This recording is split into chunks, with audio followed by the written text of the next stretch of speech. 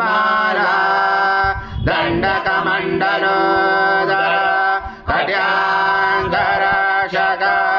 त्रैगुण्यरहित त्रैलोक्यपालक विश्वनायक भक्तवत्सल कलियुगे श्री स्वामी समर्थ अवतार धारक पाहि मां ब्रह्मानंद परम सुखद केवल ज्ञानमूर्ति द्वंद्वातीत गगन सदृश तत्त्वमस्यादिलक्ष्यम् एकं नित्यं विमलमचलं सर्वदी साक्षिभूतं भावातीतं त्रिगुणरहितं सद्गुरुं तं नमामि गुरुर्ब्रह्मा गुरुर्विष्णु गुरुर्देवो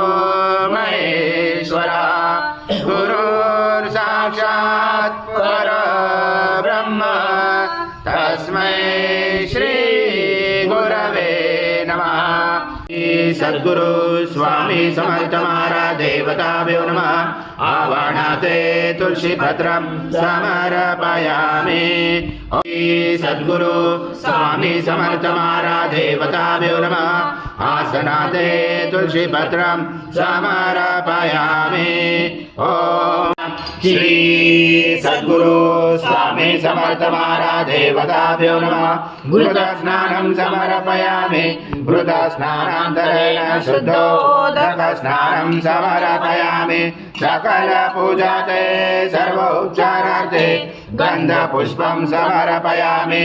शेषोपचारार्थे प्रार्थना पूर्वक नमस्कारं करोमि।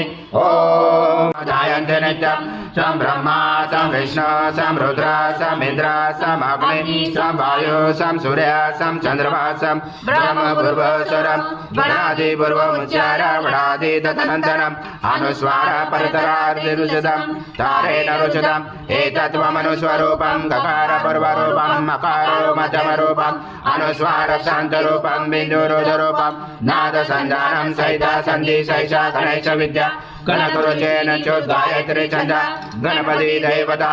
ओम गणपते नमः। एकदन्ताय विद्महे वक्रतुण्डाय धीमहि तन्नो दन्ती प्रचोदयात्।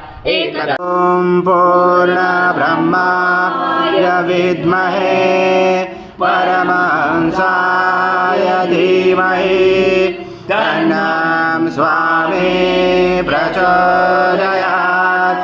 श्री सद्गुरु स्वामी समर्थ महाराज देवताभ्यो नमः। मंत्र पुष्पांजलि समर्पयामि। सद्गुरु स्वामी समर्थ महाराज देवताभ्यो नमः। प्रार्थना पूर्वक नमस्कारं करोमि।